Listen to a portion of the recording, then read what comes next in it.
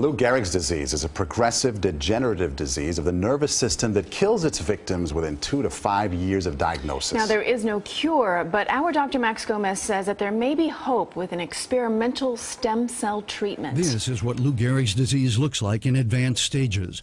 Nerve cells in the brain and spinal cord slowly die off, leaving muscles paralyzed.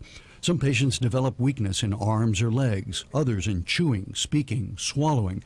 But eventually, the weakness progresses and they die because of their inability to breathe, because those diaphragm muscles no longer can sustain their breathing.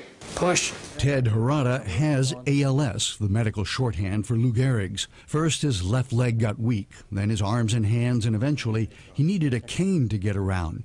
He knew he had only a few years to live. I could let it beat me now, or I could live every day and fight every day and live my life out to the fullest. For Ted, that meant volunteering for an experimental stem cell treatment. He was one of 7 patients who had injections of neural stem cells derived from a fetus in 1991 and maintained in a lab ever since. 12 injections into the area of his lumbar spinal cord where his nerve cells were dying. I appreciate it, buddy.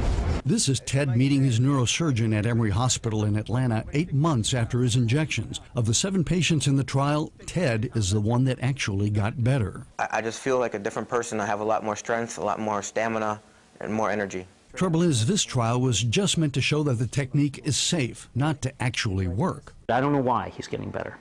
Maybe it's the cells. Maybe it's an epiphenomenon of the cells. Maybe it's something that is unique to him in terms of his interaction with this. There are still lots of questions. Where and how many cells should be injected? At what stage of the disease? And how are they working? But for the first time, there's a glimmer of hope in a devastating disease.